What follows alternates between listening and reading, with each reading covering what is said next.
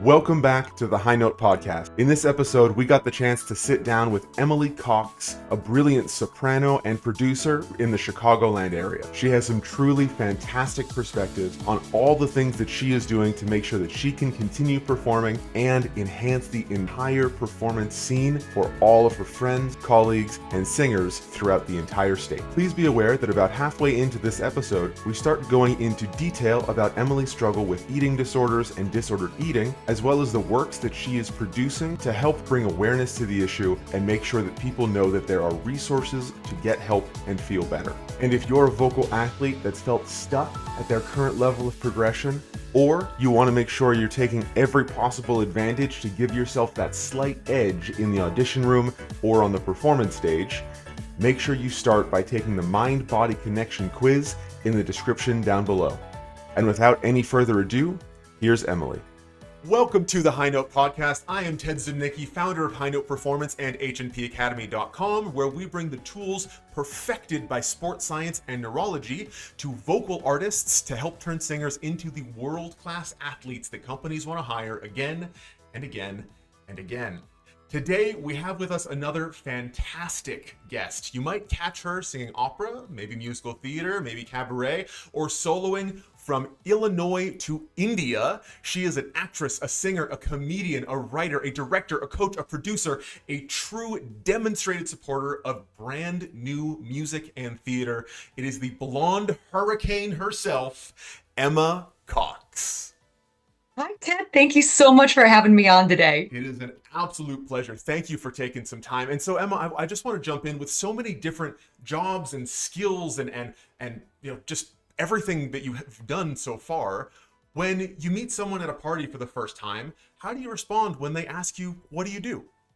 Oh, this is really hard. It's the worst So I question, look at, isn't it? I know. And in opera, we're always trying to put people into little boxes, and it really is hard to try to describe what I do. So nowadays, I tell everybody that I am a new work producer and discoverer. And I find that that kind of covers the echelon of everything that I do, because I do still perform, I still do direct, I create and I write my own works. But a lot of what I'm doing right now is helping other people get a leg up in the production world, and get their own works on stage. So that's sort of how I let everybody know what I'm doing these days. I go, well, I do a little bit of everything, but music production is really what I'm focusing on right now. That's awesome. And of course, you have your own production company, Cox Productions. Yeah, Yeah. that was really funny. That kind of fell into place. When I first moved to Chicago, I moved in 2014. And I grew up in the theater world. I grew up in the world of, regional theater. My mom ran a theater, founded a theater. My aunt ran and founded the IRT theater for many, many years. So I sort of grew up backstage and I knew the steps of production and production management.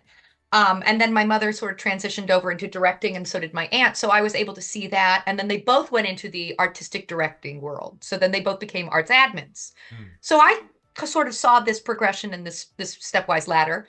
And I went, okay, so obviously this is what you do. And then I went into opera where, oh, no, no, no, we do one thing and we do one thing very well, and that's it. And I never really wanted to do that. I've always been a what's next kind of a girl. I've always been a girl wondering what the next project, the next big role I'm going to tackle is going to be. So when I moved here, I naturally wanted to start to produce my own works and can't really do that as an independent artist, especially in the third largest city in the nation. Everybody gets a little nervous about handing you the keys and going away. So I founded Cox Productions. It's a one-woman artistic company. Since then, I've actually grown. I now have 3 individuals who help me as well as myself. That's awesome. Yeah, it's been really great. But it started because I had an interest in seeing works being put on the stage that I wasn't seeing being programmed. And so I thought, well, I can do that. I may as well. Over COVID is when it kind of grew and took off and really became a production company, and production management company. I had a couple of friends come to me and they had original compositions that they wanted to see recorded. So I went, yeah, I can help you figure out how to do that. And then it sort of snowballed from there. But I didn't wake up and go, oh, I want to own my own company. It just sort of organically grew. Yeah, that's such a radically different story from so many other companies over COVID, right? Like Oh you, yeah. your company, Cox Productions, got bigger and bigger and bigger, whereas so many other companies, particularly opera companies, were downsizing and downsizing and shrinking to nothing. Well, I think that was based on the production model. Um, we still see a lot of hesitation these days to do contemporary works, to program new works. I mean, the Lyric Opera right now is touting an opera that they're producing that's brand new and it's a decade old. Like it's 10 years old. So I found like there's this frustration between audiences that want new works and the producers and the composers and the directors who are interested in doing them. But a lot of the companies are set up in a way that it is very difficult for them to be able to take the financial risk Mm. of putting something on stage that people might not want to see. Because we're smaller, we don't have as many funds, but we have a little bit more flexibility. And that has really been what saved us, especially over COVID. Yeah, and you mentioned recording as well. Yeah, so I actually had a bunch of friends who are local composers who are and regional composers in the Midwest area, Mm-hmm. and they're wonderful. And what they focus on is art song. And there's sort of been this revival of salons and recording, individual art songs, especially since COVID when we couldn't get together, almost like Schubertian I styles, was you just know? thinking that, yeah. Exactly, yeah. For anyone So who's listening who might not know, what is a Schubertiad? So a Schubertiad is based around Robert Schubert, rather, and his works. So he used to get together with his buddies. He was a composer in Germany, and he used to get together with his friends who were poets and writers and producers and directors. And they really didn't have a way to support one another or test out new stuff. So they would get together at Robert's house and hang out and do afternoons of new works. And it became this sort of salon that they would come together on a Sunday afternoon or a Saturday or whenever and just really celebrate one another's works, help one another grow and expand. So a Schubertiad is any sort of a gathering of people together in a private, intimate setting, somebody's home, a library, something that's communally based, where everybody can get up and help one another grow and learn and develop, and maybe introduce something new and exciting that they haven't heard before.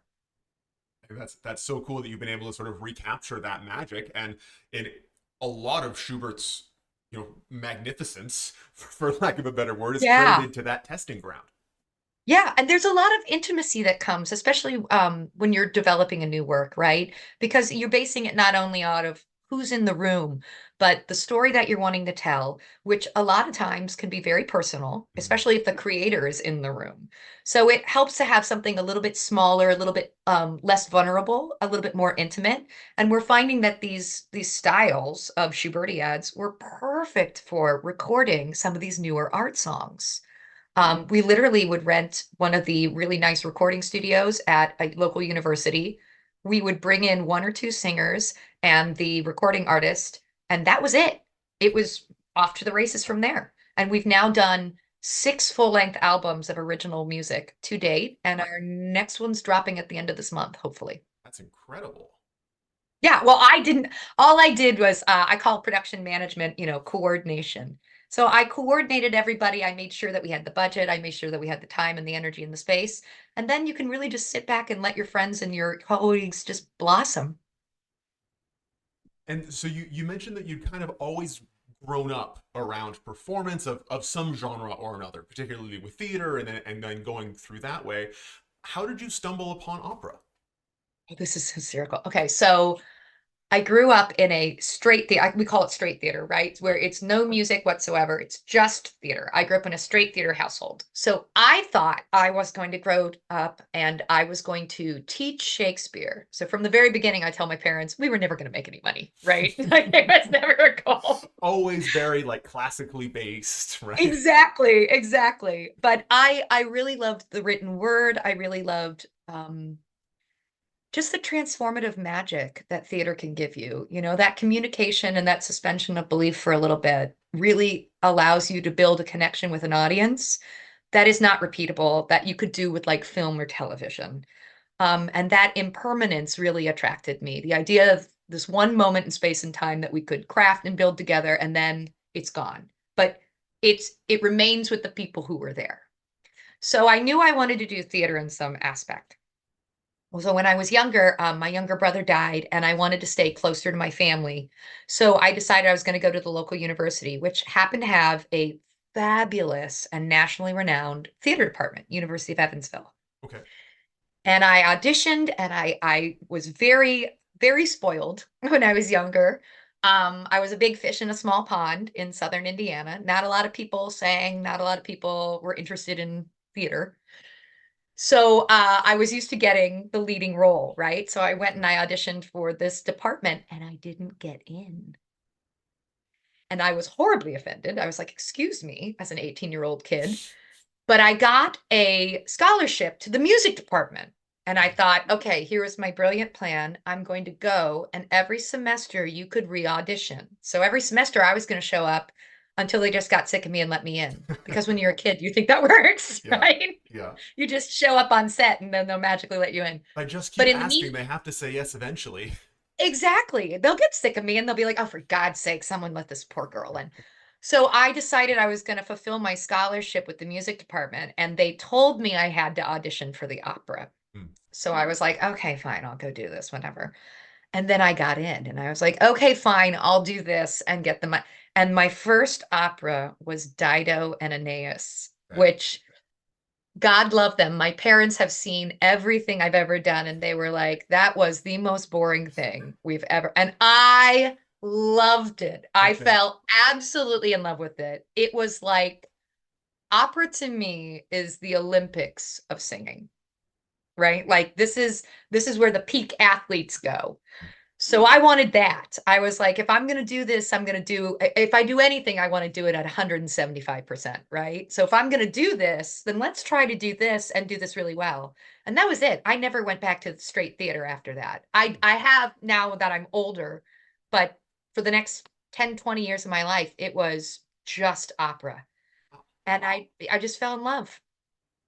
All right. Well, so Handle like just bit you in just the right way, and you're still recovering Rehearsal came from that. along, and then that was it. I have never in my life heard anyone say, and then this dead guy from 1542 moved me in such a way. And I Yeah. was like, yeah, that was me. Yeah. I was the sucker. Of course, Perso, excuse me. But that Baroque opera came out of nowhere for and when you were in that opera, you were 18, if I'm doing my math right, give or take. Yeah, I was 18. I turned 19 by the time I performed it. I'm almost always a year to 2 years older than everybody in my grade. Ah, okay. But I was doing one of the witches, and I was understudying the sorceress. And that was also fun for me too, because, I'm blonde and I'm from the Midwest. So most of the time I was playing the ingenue. It was my first time really getting to play a villain. Mhm. And I liked it. I really enjoyed it. So it was a learning curve for me, in a lot of different ways. I had never really had a lot of introduction to classical music before then. I took voice lessons, but I didn't really practice. I was a very bad musician. Hmm. I could not really read music. I mean, I could read it and I could play it on the piano. I could learn it by ear. I could read music on my clarinet, but I didn't have even basic music theory. I didn't have that going into school. Hmm. And I made it until about my sophomore year, and then they had theory tests and they caught me. So, yeah, I had to learn everything from the ground up running as an undergrad. It's a little bit of I was a little weird to begin with. So, Well, so you had a real trial by fire experience at the beginning there. yeah, and I feel like that has actually been a lot of my career, has just Oh yeah. been trial by fire. That was how I did my first cabaret when I moved to the city. That was how I did my first, production, that I actually produced myself. I actually went and auditioned for a cabaret here in Chicago, and they did not tell you when you audition for cabaret, it's very different. And for some reason, in my mind, I went, well, I can sing opera, therefore I can do this, right? Right, it's the And same we all thing. know if you're an athlete in one form, if you're a gymnast, it doesn't mean you're a great swimmer, Yeah, shot right? putters So, can run like, track, whatever, it's yeah, fine. exactly. Yeah. And looking back on that, I don't know why I thought that was going to work, actually, but it did. I went to this audition and I knew I wanted to try something different. And again, I knew I wanted to produce my own stuff. And I had this story, about dating all these guys digitally in Chicago, and that were just horrible. And this is even before 2020 and what we know about Tinder now. And I always say, God bless you if you don't know about Tinder. Oh, God. So I did some digital That's a dating and different podcast. It's not a dating podcast, oh, but oh, oh, God. That's a podcast we have to drink with. I was going to ask you how you felt about dating in the Windy City. Well, the title of the show is Swipe Left, Dating in the Windy City Blows. So there you go. But this audition, I walked in and, when you go into an opera audition, there's four people in the room. They're probably 30 feet away from you. Mhm. The idea is how do you fill the room, right? That is not what cabaret is. Cabaret is much more like a Schubertiette. It's much more intimate. Yeah. So this was how do you represent yourself when there is one person in the room sitting 2.5 feet away from you? How do you interact with them? How are you with audiences that are going to want to interact back with you? Because it's not passive like an opera is. Totally. Audiences do not sit and receive the story. They're going to want to talk to you and be a part of it. So I walked in the door and I did this audition standing 2 feet away from this woman. And she asked me, what's your pitch? And I'd never done a production pitch. And I was like, what do you mean? And she said, well, what is your story about? And so I went, oh, it's an elevator pitch. When you go in theater and you go sell a season to a board, you have to do an elevator pitch. I Right. can do this. So I stood there and I was like, oh, well, this is what it is. And she goes, great. I've got a slot in 2 weeks. Can you do it in 2 weeks? I had not written a note. I hadn't written a word. And I went, yeah, I can do that. Sure. So I went home and panicked Of course. and wrote the whole thing in one sitting. And 2 weeks later, I did Swipe Left for the first time. And it was really well received. And since then, it's just been one after another. That is the style of cabaret. It's just show up, be your authentic self, give the best you can give, and whatever happens, happens. So it reminds me a lot of being an athlete. Yeah. So would you say that these days you prefer cabaret over opera or vice versa? Or are they just so different it's hard to compare as a performer? It's really interesting. I'm working more cabaret than I am opera these days, but I think that that's an audience choice, and a production choice because they're much cheaper to put on than an opera, right? Right. You don't need a costumer. You have one person. I literally just did a double bill that I closed 2.5 weeks ago of two of my cabarets we put back to back. So it was like, quick 45, 90 minutes with one intermission. Those are some of my favorite words in the whole English language. They're 90 great. minutes, Yeah. one intermission. So I think because it is cheaper and easier to put up cabaret and jazz right now, that a lot of theaters are doing that as opposed to opera. But I I think that opera enables you to tell a story that cabaret cannot do. Hmm. If it's going to be more than one person, if you're going to need more than one point of view, then opera really is the way to go. It is a grand spectacle of a vehicle, but it was never an art form that was meant to make money, right? It was always just like soap operas for all the rich people. So it's important to remember that if you want to make money, smaller, more flexible might be a little bit easier right now. Yeah, it was kind of founded as a way for rich people to show off how much money they already had, right? Exactly. Exactly. They were never worried about packaging that and going in the black and making enough ticket sales to carry us on to the next product. Right. We never had to worry about that. So I think I love cabaret in a way that I don't love opera, and for the reasons that I don't love opera. It's Hmm. smaller. You're able to be a little bit more vulnerable.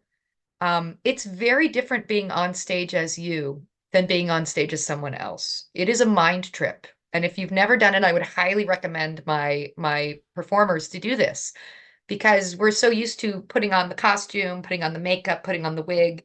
There's steps and layering to give yourself a little bit of distance. Hmm. But when you walk on stage as you, I mean, there's no hiding that. So yeah, anybody who really wants to get out there and put themselves out there and do an acting exercise, highly recommend that. Yeah. So because not only are you you, you're also you to a stranger who's 2.5 feet in front of you, Yes. who's gonna want to Yes. who's gonna want to talk back and might be drunk and All of those Yes, and things. very often they are drunk. That's the other thing is that imbibing is very encouraged in a lot of these cabaret halls, as opposed to, nobody wants to see Jerry be drunk in the second row of Magic Flute. It's not going to work out the It's same true. way. It's not going to be He a tries great to time. talk to those three ladies. Yeah. They're not going to appreciate it. Yeah. It's different. There was, I just saw an interview with Stephen Colbert, and I modeled my singing career, I think around 2017. I read Amy Poehler's Yes, Please, Hmm. and she was talking about improv, and I was wanting to improve my acting skills. I think that singing and opera reminds me a lot of sports because you have to train, you have to keep yourself at a certain peak physical condition. You have to maintain the instrument the same way you have to maintain your muscles, Hmm. but you don't always use your muscles the same way, right? Like you're not always going to be doing the same compound motions weightlifting as you are whenever you're running. So it's the same thing. You're using your muscles in a different way when you're singing cabaret than when you sing opera. Totally. So in theory, if you can sing opera, you can sing cabaret. But in practice, it's very, very different. One of the things that Amy Poehler was talking about with her improv was she wanted to become a better actress overall. So she decided to try improv and then found out that was her gift, right? It didn't fall in her lap. She just discovered it. And she said, one of the things that I really found that was important about Chicago was that it enabled me to cast myself. I didn't have to wait for anybody else to give me permission. I could just be me as long as I surrounded myself with the people who respected that and enabled that. So that got stuck up here, and I was like, okay, so it's not just about being a great athlete or being a great performer. It's about getting your skill sets and building a community of people who support you being the best version of you as an artist all around and an athlete. And then Stephen Colbert did an interview where he said, the best work that I ever did was I had a buddy who used to call me in Chicago and go, "Do you want to get in trouble?" And he knew that that meant the guy had rented a theater and called a bunch of reviewers and told them to come in 2 weeks' time, and they had not written a word of a play. So they would have a week to write the play and then a week to tech it, and then it was what it was. And they knew they had to do it because these guys were coming. And so in my mind, I'm like, that is the impetus, the ultimate art form for me is to give myself a goal, give myself a deadline, and just say we're going to do it, and whatever comes out comes out. And sometimes it's great, and sometimes it's not so great. But the vulnerability of putting yourself in that position where you're going to put yourself on stage and you're going to do the thing no matter what.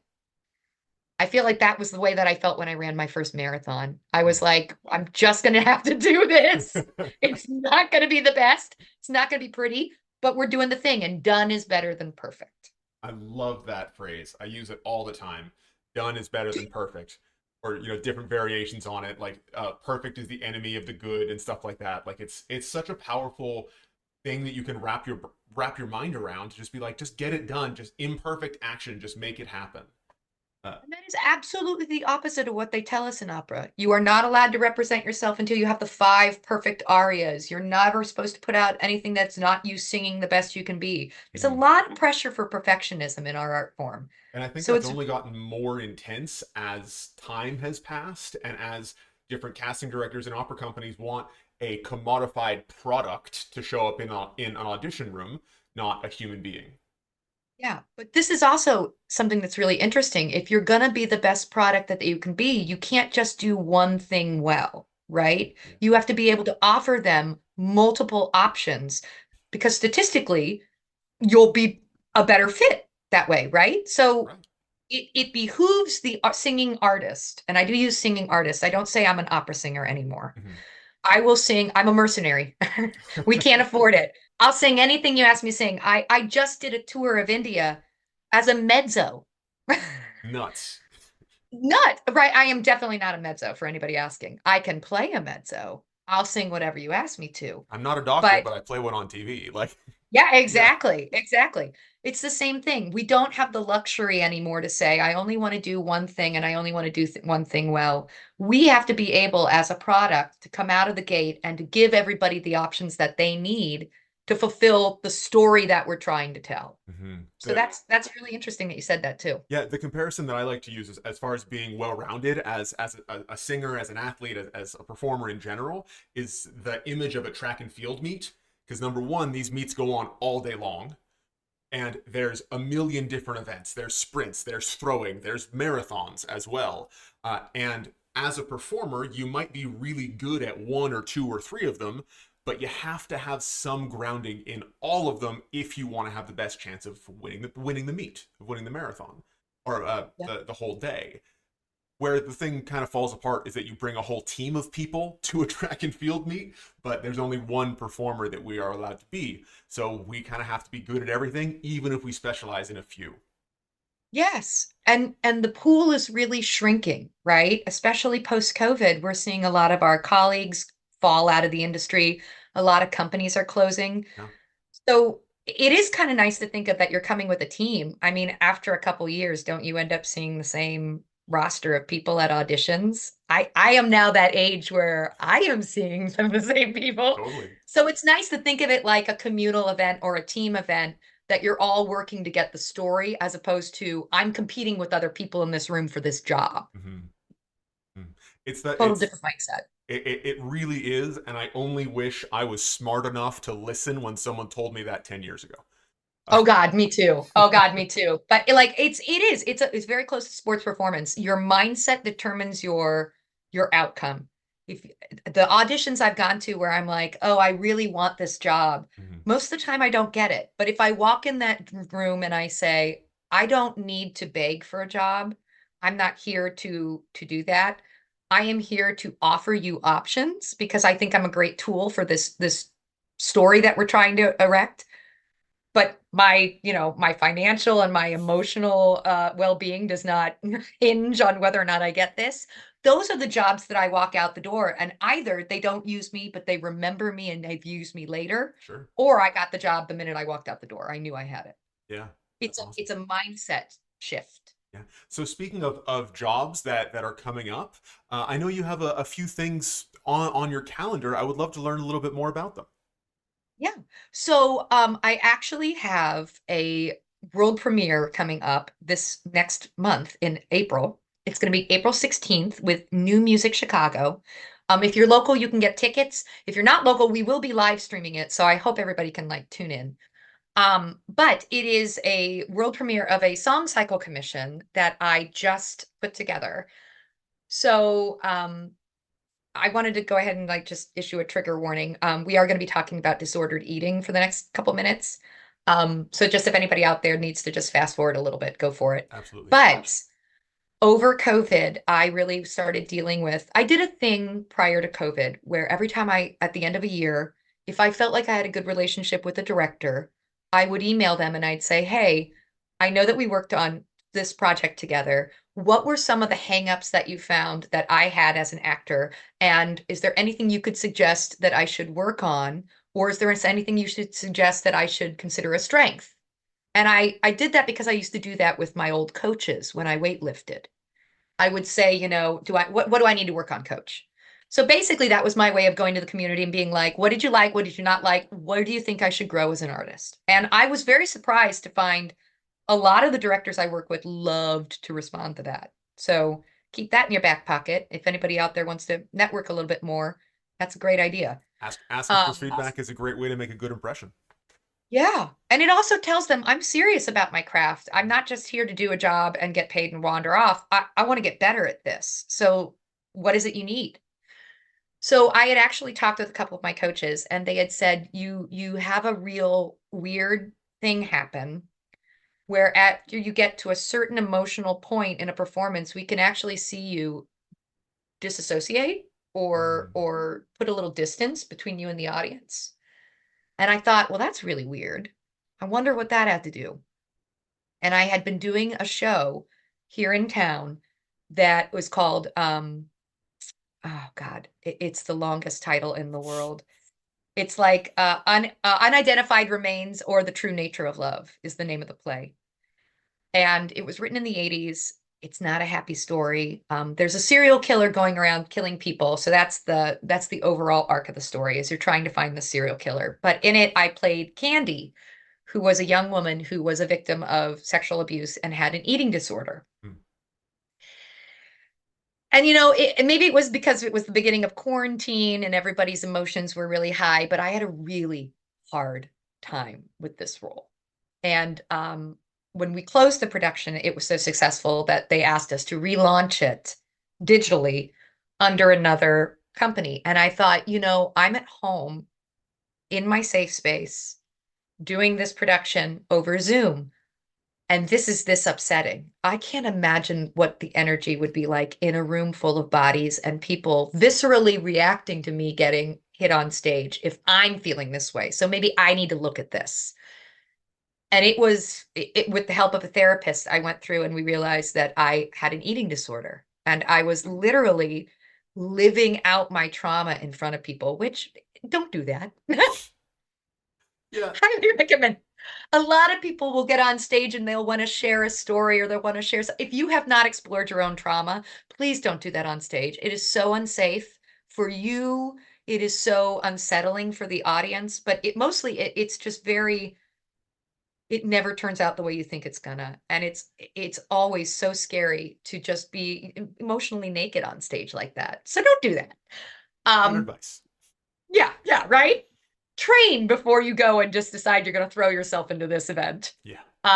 So I actually met up with a bunch of my friends that were creators. B. Goodwin is an excellent librettist. She's one of the 20 up and coming librettists in 2020 by Opera News. Awesome. And she was a friend of a friend. I'd worked with Daniel Felsenfeld, he's the composer, on several other projects. So we just happened to get together on a Zoom one day and we were talking, and Danny told me that he was doing work for his eating disorder. And B just happened to mention she had one. And I went, I have a feeling this is a lot more prevalent than we think it is. So I am a nerd. And I like to research. My father is a chemist. My mother was an actress. If we don't understand something, we go and we study and we research. So I started doing some research. And since 2020, there has been an exponential jump worldwide in disordered eating. Mm. Um, that is estimated because, of course, some people suffer their whole lives and they don't even realize that they have this, right? Because the diet culture is so pervasive, especially in the performing arts. So once I started seeing it, it's sort of like DEI initiatives. Once you see the need for it, you can't unsee it. So I went to my friends and I was like, guys, we gotta talk about this. So the way we decided we were going to do it, because it is such a personal issue, I wrote my entire history with my disordered eating out, and I'd never done that before. And then I sent it to B, and B did the same thing, and Danny did the same thing. And they're three very different points of view. I suffered a lot of trauma when I was younger, which is where my disordered eating stems from. Danny had a lot of perfectionism issues when he was younger, which is where his disorder stems from. And B actually does not suffer from an eating disorder, but her mother, who was an actress, did. And she grew up watching that. So the song cycle is about an hour long, and it's from three different points of view. And there are three very distinct stories that go through it. It's sort of put together like Winter Risa. We have Sure. overwhelming themes that echo. But since we wrote it in 2021, we received a grant in 2023 to finalize it. We've received a lot of funding. We've crowdfunded and done the project. We're really excited about this because this just seems to be a more and more pertinent subject. This past week alone, CNN came out and said disordered eating among young men is at an all-time high in history.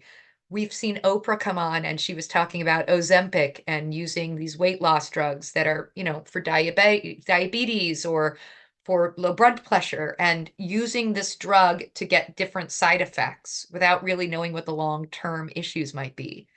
This just seems to be more and more prevalent. So yeah, I'm very excited about the premiere on April 16th. I feel like this is going to be really important, and this is what I want to talk about. I no longer go into projects going, I've always wanted to sing Violetta. I will have time in my life to sing Violetta. I can have the space in my life to sing Violetta. If I needed to, I could put together a performance in a church basement and fulfill that dream. Sure. This is what I want to talk about because this is where I see a lack and this is where I see a need in our community. I think that's really powerful. Thank you. I feel like we really had a wake up call with COVID because we all had our ability to do what we wanted to do with our lives kind of taken away from us for a little bit, right? We did. So when I go and I now go back into the space to be able to do my work, to be able to do live performance, I never want to take that for granted again. And I always want the work that I am premiering to be important, pertinent, and something that my audience will walk away remembering and talking about. In a good way, in a bad way, whatever. I want to hit a note with them. So I'm less interested in a revival of Sweeney Todd again, you know. I'm more interested in let's put up some stories we haven't seen before. I think COVID really, I mean, for me personally, it made me much more grateful for every opportunity I get to be on stage. Uh, Yes. and it allowed, as far as I can tell, a lot of people the opportunity to do some soul searching that they otherwise may not have had. Yes. And I'll tell you what really bothered me was when I was looking at these posts by these celebrities the past couple weeks talking about this issue, the comments that they were getting was what re-inspired me. Because I'm sitting here going, you know, at some point, is this a vanity project? Am I just doing this because I'm talking to the wall? Am I just, you know, putting this out in the ether? Here were all of these comments about people, and they called it food noise, which I think is really Hmm. one of those trendy TikTok words that they're using to describe disordered or restrictive thinking Yeah, or I'm not eating familiar with that patterns. term, food noise. I wasn't either. And I was like, guys, that is not what this is. You can't just make up a word and pretend like that's a thing. Yeah. So I really wanted to like emphasize that it is okay to come forward and say, I'm having problems with this or I'm struggling with this. Again, because we are encouraged so often in the performing arts to be perfect, to be a perfect product, we forget that we are human. Hmm. And I have found in my own posts on my own social media that this is what resonates with people. The more vulnerable and honest I am, the more afraid I am to press post and click because I'm worried someone's going to judge me. Inevitably, that resonates with people on a way better way and a more authentic way Totally. than me going, I'm going to perform in, you know, the Music Man. Then another thrilled to announce post, right? Yes, the hashtag blessed Yeah. to announce. Not that that's not important work too. There is important work in revisiting the old stories, but these new stories are, I think, where we really need to turn our focus these days. Hmm. Yeah. So can we talk a little bit more about disordered eating and sort of your journey through all of that? Absolutely. How personal and honest do you want me to be? I like Well, to play this game. On a scale of I, 1 to 10, where do you want to I'm go? I'm down for anything, so I will leave the ball in your court. I'll be honest, I have conversations about eating disorder and disordered eating multiple times per week, so I feel pretty well equipped, but I will leave the ball in your court. Uh, Sure. So, well, I can remember disordered eating thoughts as young as 8. I think was the youngest. yeah. One of the things that my therapist had me do was sit down and really go back as early as I could and figure out when I could find it. And I think 8 is when I remembered journaling about it. Mhm. Do you guys, okay, I'm going to date myself here. I am an elder millennial, but I don't know if anyone remembers the food pyramid that we used in the 80s and 90s. Yeah. Absolutely. A lot of issues with that food pyramid. I want to talk to the bushes. They Yeah. they did a really horrible thing. Something like So 12 or 15 servings of grain per day, something like that. yes, But then no one tells you that a bagel counts as 4 servings. So, 7 servings of dairy. 7. I'm now lactose intolerant. Thanks, 1990. yeah. Um, but one of the things that I remember doing was we had to do a assignment at school where we had to food journal. Hmm. a lot of the survivors and the victims, and I do use the word victim because disordered eating is a mental illness. It is never a fault. It is never a personal issue. It is never something that is wrong with you. It is an illness. And it's really important to get that separation because a lot of times it is such a debilitating or shameful thing. We can't even talk about it in society openly, that people will feel like this is something that they have to hide. And these illnesses really thrive in separation, in isolation, and in shame.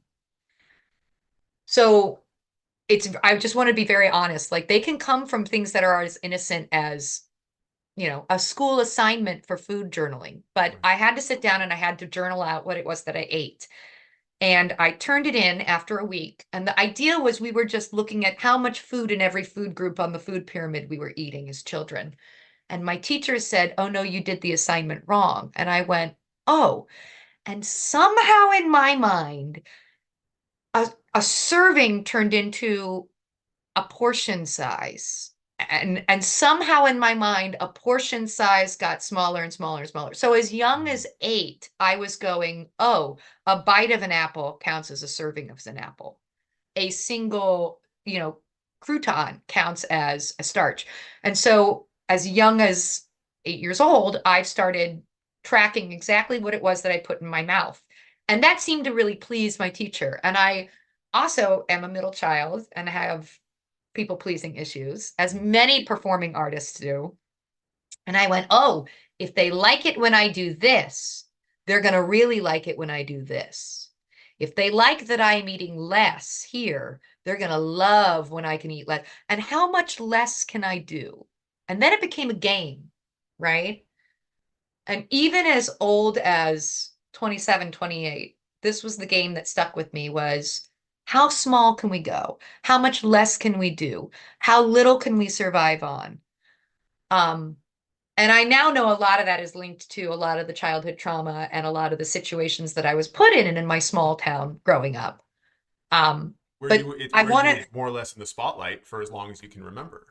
Yes, and also we were, we grew up in a very red Trump supporter area, which now I can recognize that because I have the words and the vocabulary to match that, but I did not know. It was very conservative. It was very based in the 1950s ideals. Women wore the same like garters and girdles postpartum and, while they were pregnant, and you Hmm. wore the same size since you were 13. And that was the belief. So I found it so interesting that like there was such a lack of nutrition and information on how to properly do diet and exercise in my area. There was a lot of lack of information on what is considered just healthy eating habits. Um, so when I actually started looking into my disordered eating, I went back and I was writing a piece, a theater piece, and I had to interview a bunch of kids that I grew up in. And one of the things that I asked all my individuals that I sent out the questionnaire to was, do you have an issue with disordered eating? And 64% of the individuals that I interviewed out of the 100 that I interviewed, so 64 out of 100 came back, yes, they did. Oh, And wow. this is both male and female. I interviewed people who were graduating classes 2, 3, 4, 5 years above me and below me, and kids who were, currently in school, who were brothers or sisters of people that I'd gone to school with. Because I was like, well, maybe it's a generational thing. And the data that I got back was just eye-opening. And I went, I can't imagine what this is like on a national level. And again, these are only the individuals that are opening up and willing to talk about this, who feel like they are in a place where they are not so vulnerable that they'll be reactive about it. So it's a much more pervasive issue, especially in American consumer perfectionist society, than I think we give credence to. Yeah, absolutely. I would love to just be as specific as possible when we're sort of defining terms. So, how would you define disordered eating, and especially compared to an eating disorder? Okay, so disordered eating is different than an eating disorder in very much the way that you can say, oh, I don't feel well, I have a cold, as opposed to, oh, I have streptococcus and I actually have strep throat. That's a great comparison. Yeah, one is present, but it can develop into a specific thing. Among my creators with the song cycle, none of us actually suffer from the same eating disorder. Danny is bulimic, and he's very open about that. I am anorexic. I also have body dysmorphia. B's mother was absolutely anorexic, but she suffered from a total other form. I actually don't remember the name. I apologize. Um, so disordered eating. Remember when I mentioned those comments and the food noise? Right. Okay. So this is a trendy word for disordered thoughts or restrictive thoughts. If you are seeing food as a reward for doing something, like I did a really good job today, I deserve those, donuts. That is technically a disordered thought around food because you have assigned food a positive or a negative You've influence. assigned You've also morals to assigned, food. yeah, you've assigned morality to food, right? And that's when we start to see the mental shift, where food is no longer fuel, food is a reward or a punishment. Food is no longer simply something that we take in as gas to keep us running all day. Food now has some sort of value system assigned to it. So if you are starting to do that, I'm not saying that that's bad or good. It's just something to note. I think a lot of the problems with disordered eating is that Americans in particular are on an automatic way of thinking. We just habitually do things without any thought behind it, Yeah. which is why you will talk to some individuals, especially performing artists, and they'll be like, oh, my life would be better if I lost 10 pounds. I mean, everything will be better as soon as I get a new headshot, right? Everything will be better as soon as I get a little skinnier. Or, oh, if I just could lose the weight, I'd get cast more. It's Well, versions of the future fallacy. Things will be better when. yes. And it's also a projection where your life is better if you're smaller. If you're physically taking up less space, somehow that equates better. So, an actual eating disorder is when you, as an individual, begin to act upon those impulses, right? When you begin binging or restricting your eating based upon your emotional status, based upon your morality that you've assigned that particular food item or that particular habit, that's when you've actually developed into a full blown disorder. Yeah, I think that's a great distinction to make. And just for the folks listening who might be struggling with something like this, like number one, get help from someone who has experience in dealing with something like this, right? Were Absolutely. you able to find help, or did you have to soldier through on your own? I soldiered through for 23 years on my own. I got pretty extreme. I've been, to the point where my hair was falling out, to the point where I had castmates notice and express that Mm. they were concerned, and I'd be like, "Oh, well, I just don't eat when I'm stressed out and it's tech week and I'm stressed," you And know? that makes it okay. And that makes it okay. I've gotten to the point where I have fainted backstage before, and I've told myself it's low blood pressure. There's a million different ways that you can excuse it or look around it. But for 23 years, I suffered. There really is no other way to say it. It was very painful. Were you Um, aware that you were suffering in the moment? no, no. I feel like my inner voice that talks to me, my inner critic, is a lot harsher than other people's, and I thought that was normal. I had normalized that inner voice.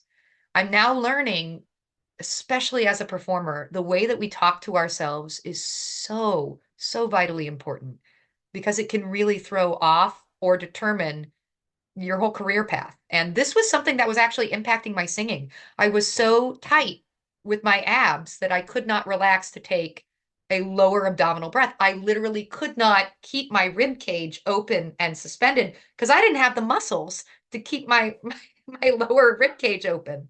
Yeah. And just So mentally, it seems like you couldn't let yourself go there to maybe let your belly expand a little bit because oh no, what if someone thinks I'm fat? exactly. And it wasn't until I got a feedback from a director who was watching me off stage for 6 weeks and literally critiquing, going, you might want to explore this. I can literally see in your eyes when you disconnect. And it's any time that you start to undress on stage. I had just gotten done doing a version of The Wild Party, which is an extremely sexual show, Yeah. and I'm on stage in my underwear the whole time. So literally in my lingerie. And so I was like, oh, this is something that's holding my craft back. But I personally was so desensitized to my own inner abuse and restrictions that I did not realize that this was abnormal. Mm. So again, if you feel like this is something that you are struggling with, if you feel like this is something that you'd like to explore, please go and find a licensed therapist, find a community that you can engage with. Because again, this is something that you are definitely not alone, and it will thrive if you isolate yourself. It will get worse if you try to hide it. It's much better to put the light on it and bring it out into the open. Yeah, and I think that the thing that you experience that is so powerful for so many people is that you don't know that you're suffering until someone else points it out. Because Yeah. it's normal, right? Humans are so good at normalizing things that they've been living with for however long. It's not until an outside perspective says, "Hey, this is strange," that that comes to light. So for anyone listening, if you need additional resources, feel free to reach out to me and contact me. I would be more than happy to either help you personally or connect you with someone who can, because that's one of the things that I do all the time. Um, and again, whenever we're talking about eating stuff, I want to be extremely clear. Just because you brought up food journaling earlier, uh, there's nothing inherently bad about food journaling. It's about the emotions and the thoughts surrounding it, Yeah. and it's It's the the morality. application of the tool. Yeah. And the tool itself is just a tool. Tools are neutral, right? It's like money. Money is neither inherently bad nor good. It is just a tool. It's the way we use that tool that determines whether or not it is bad or good. Yep, my preferred image for that is a little more, maybe a little more violent. Like you can use a screwdriver to build a house, or you can use it to commit a crime. But it's not the That's screwdriver's fault great. either way. uh, so it's all about the thoughts and the emotions surrounding the things that you're doing, and the reason why is so important. Intent matters all the time. Yeah. Uh, so I mean, I am so grateful for you that you were able to talk through that. You've clearly done so much work leading up to this moment where you've explored those things on your own, because don't explore your trauma on stage, don't explore your trauma on a podcast. um, so you've clearly put in a huge amount of work to be able to be so open and so rational at the moment now about everything that you've experienced, and now you're on the other side of it, reaching out to other people to potentially help them. I think that's remarkable. Well, thank you. A lot of it has to do with just honesty, and a lot of it has to do with age.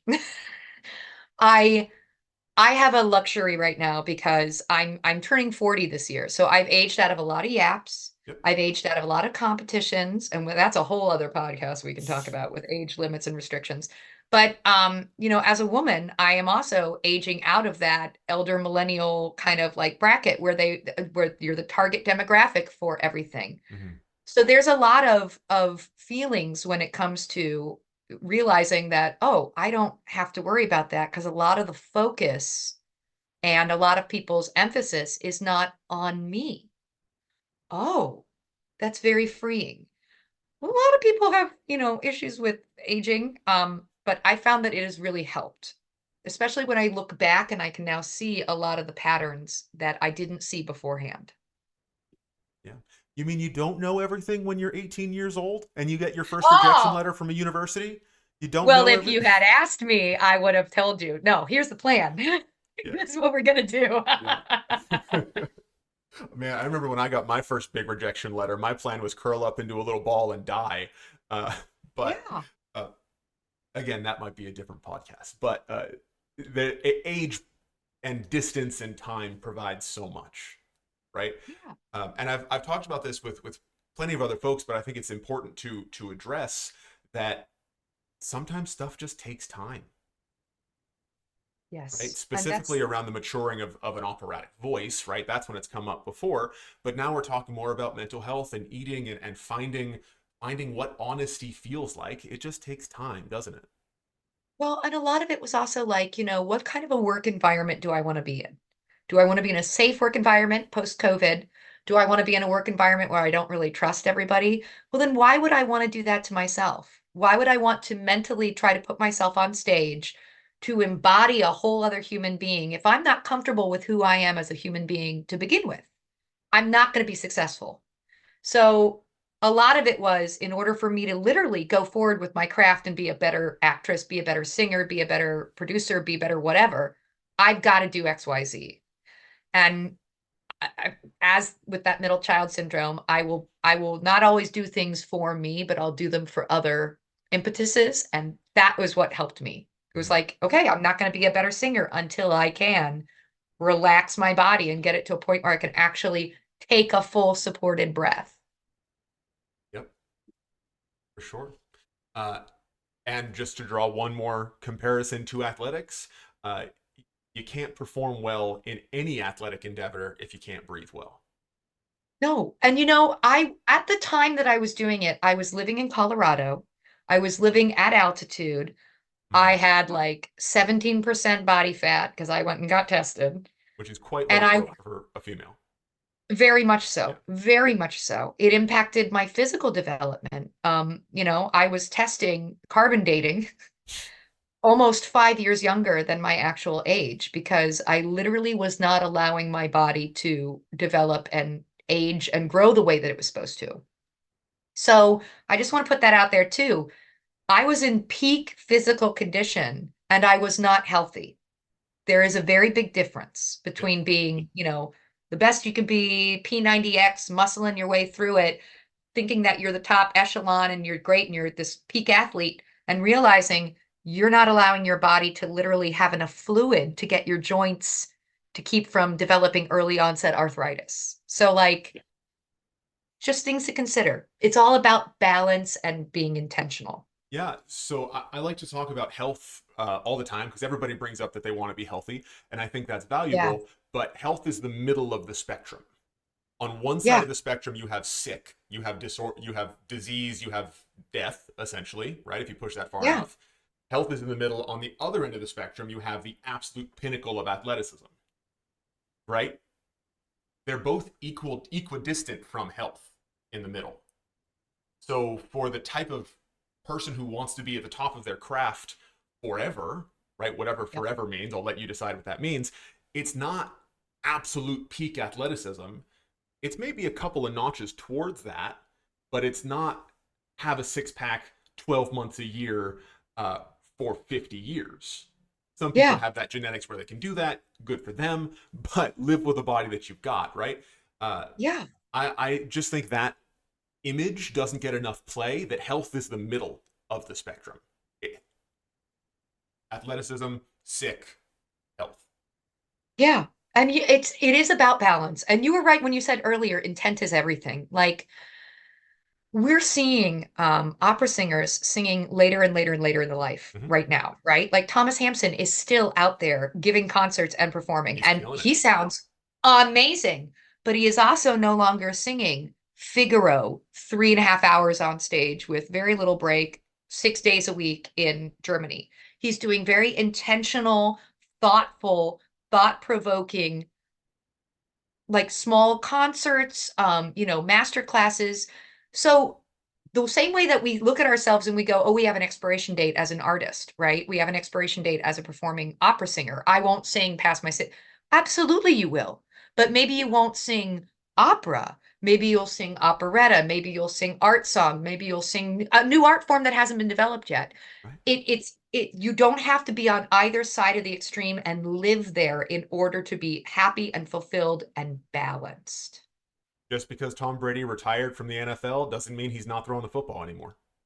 Oh, and you know what? If he decides he does want to throw a football, but in a different way, everyone is still going to celebrate him as an athlete, by the way. Absolutely. You are still an artist, whether or not you're doing the thing you originally started doing or not. You're a human being. Priorities are going to change. Your balance is going to change. Your body continues to develop and change. There's no reason to stagnate and restrict yourself. So this kind of leads into another question. Um, and it's one I'd like to ask almost everyone a variation of. But when you are in an audition, uh, judging, like rather than performing, what are some of the things that you really like to see from a singer? Oh, I love this. Okay. So being on the other side of the table is such an interesting experience. I would really recommend that everybody out there doing it, even if you're just like, casting the church play or whatever it is. It's so different and it automatically changes the way that you're going to do your own auditions. Because you realize everybody in that room is pulling for you. And that's not a joke. Everybody wants you to be the person to do the job because they're tired and they want to go home. Right? It's got nothing to do with Yeah. you personally. It's, people do things because they're it's convenient or it's easy or we're overworked and we're underpaid and we're all exhausted. So if you're the person walking in the room and you're the one with the job, thank God you've made everybody's day. So automatically that's going to change your relationship with auditions. When I am acting as a casting director, the thing that I like to see is an artist who walks in the door with confidence, who is honest about where they are in their journey and what they are good at and what they are not good at, and who can demonstrate to me authenticity and vulnerability. Honestly, that is what resonates with people and that is what they remember. If you have a moment and you walk in an audition and you forget your words, but you really cry because you are so genuinely moved in the middle of your aria that you're so moved you're trying not to cry and you forget your words. I do not care that you have forgotten your words. I won't remember that. What I remember is struggling not to cry along with you because you're empathetically transferring that to me, right? Coincidentally, if you walk in the room and you are nervous or you are resentful or you are angry or you are aggressive, I am going to empathetically absorb that. I'm a sponge on the other side of the table.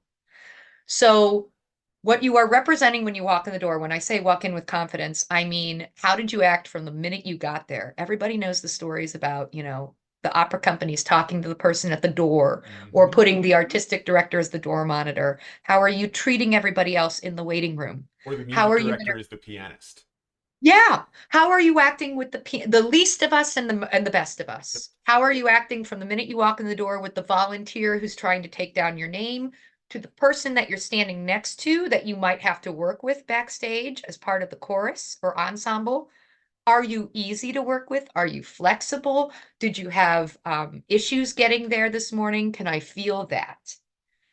That to me is more important than are you a good singer? And I tend to at least with my production company, I have what I call a stable because I'm a farmer in my head, everything. I'm still a farmer. I have a stable of artists. They do not belong to me.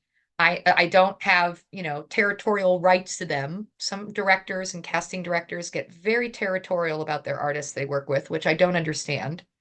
You want what's best for this individual, you want them to grow. So I say I have a stable, and sometimes I'll go in that stable, and sometimes that horse will be available, and sometimes they're not.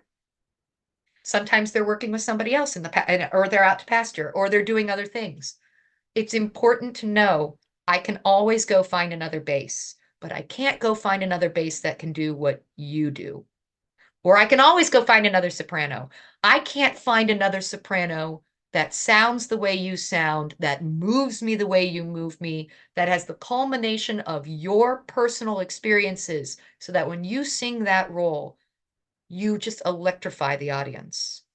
And again, that's part of your product as an artist. Your voice is, I, all things being said, unless you are one of, the voices of our generation, most voices at this point are about equal on the playing field, right? We've all got the masters, we've all got the years of experience, we've all got working with so and so, whatever, on our resume. So if all things are equal and we're all walking in on the same playing field, what else you got? What other colors are you going to pull out of your palette? Let's see them. I've lost track of the number of people I've asked versions of that question to, and not a single one has said the right notes, the right rhythms, the right words. No, no, no. Uh, and I already used this line earlier, but I just wish that the 10 years ago version of Ted was smart enough to listen when someone said that. Yeah. I mean, if you're the music director, you're that's going to be important to you, right? It's important to know how someone musically prepares for something. But it is also important to realize that their fight or flight impulse is kicked in when they walked in that door, and Hmm. they don't always have control over that the way, especially if you're a younger artist under the age of, 25 auditioning for these yaps. Like that's something that you're going to need 10, 12 years of experience to get a hold of. So, yeah, if I was a music director, it would matter to me that they came in with their notes and their rhythms learned, but that's something that you can learn. Well, That's and not a that's skill. at a certain level. I mean, anything above college auditions, that it's implied. It's Yeah, implied that you know those, right? You mentioned once you get to a certain level, everybody's voice is kind of on the same level playing field. Like knowing the notes and the rhythms is important, and not knowing it will lose you jobs, but knowing it won't win you jobs. I once had an audition, and this is not a joke. I remember how I told you I learned things in like a week or so, Yeah, and yeah, I yeah. bring it back.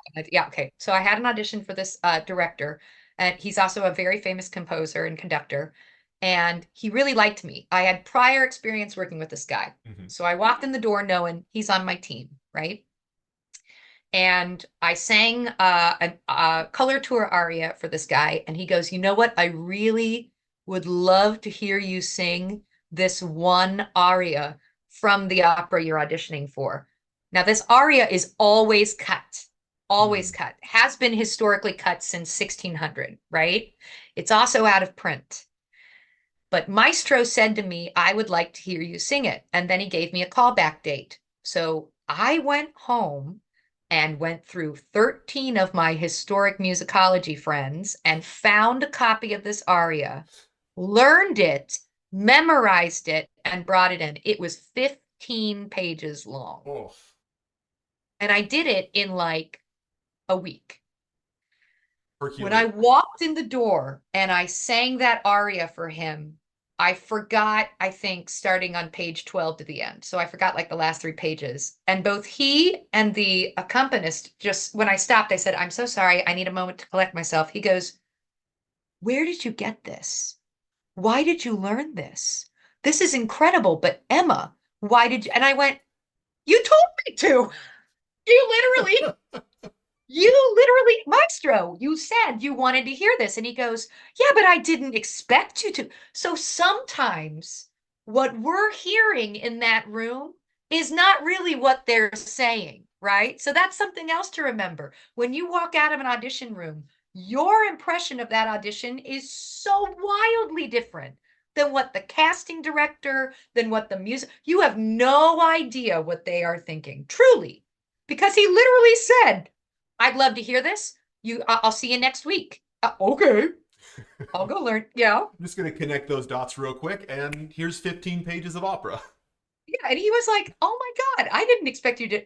So, like, he was looking for someone who was going to be willing to do that, but he really did not expect anybody to go out and do that. Hmm. And I was like, not only am I willing to make your life more easy, I am also willing to put in the time and effort to come in the room and give you what it is you think that I think that you told me you wanted. Yeah. Now, I did not get that gig, but he never forgot that. And I saw him like, God, it had to be a year ago. And it's been almost 10 years since that audition, and he remembered it right away. So that to me, that was a win. I Oh, won that audition that day because I put in his mind firmly that I was flexible, that I was resourceful, that I was a quick learn, and that I was willing to go the extra mile. He and never forgot that. and how many other hundreds of auditions has he heard between then and when you saw him again? Right? Oh my Like God, just hundreds and like hundreds. you're living in that guy's head rent free for the rest of his life. Like, and Yep. that's a huge win. And that's crazy, but Yeah. that's that's sometimes what we do. Yeah. Emma, I've had such a great time chatting with you. We went in deep on disordered eating and eating disorder and how to audition and your whole story of how you've become who you are is really just phenomenal, just fantastic. And the vibe that I'm getting on the whole is that you approach everything with so much authenticity that you just can't deny who Emma Cox really is. I think that's I really really appreciate admirable. that. I Uh, really appreciate that. I try really hard to be who I am on stage, off stage, in whatever it is that I do, because we only have one life to live, right? Yeah. Why would I want to be somebody else? Well, I think you may have just answered my final question, but I always love to give my guests the final word, the last little bit of wisdom, before we call it. So, is there any last chunk that you would like to leave with the audience before we call it a day and wrap up? Yeah, you are so much more wildly empowered and ready than you think you are. It doesn't matter what it is that you're going for. The fact that it doesn't matter if that's a job interview or a promotion or an audition or a role you've not even considered yet. You are, the fact that you are sitting back going, am I ready for this? And you really are taking stock of your assessments and your skills, that puts you in a whole new category. A lot of people walk around and they are living automatically. The fact that you are feeling and thinking and trying to prepare yourself for something greater than yourself, you are likely, wildly more prepared and ready for the thing than you think you are. So please be fearless in your storytelling. Please be relentless in your pursuit of opportunities. And don't listen to the no's, because the no that you're hearing probably isn't no. It's no, comma, something afterwards. No, comma, not yet. Or no, comma, but this would be better. Look for the commas. I love it. That's the second rule of improv, right? The first rule is Uh, yes, and the second rule is no, but. yes, Perfect. yes. And we're ending on a theater inside theater information. It's great. Uh, Emma, thank you so much for your time. Remind us one more time the your upcoming dates, and there will be links to all of these in the description and tags to YouTube as well. But if someone wants to get in touch with you, see you perform, anything like that, what's the best way for them to do that? Sure. You could join us either in person or online for the live stream for the April 16th performance of Written on the Table Where You Starved Me. That's the art song project that we're doing with New Music Chicago. You can follow me on Instagram at The Blonde Hurricane. You can find me online at Emily Cox Soprano on Facebook and my website. But I would love to stay in touch with anybody. You can slide to my DMs. You can send me an email. You can send me a note on my website. I love to interact with my audiences and I will answer you. She really will. Uh, Yeah. links to all of those in the description below, to the left, wherever the platforms decide to put it these days. Uh, Emma, thank you so much for your time, and I can't wait to talk to you again soon. Thank you so much. And it was a real pleasure to be here.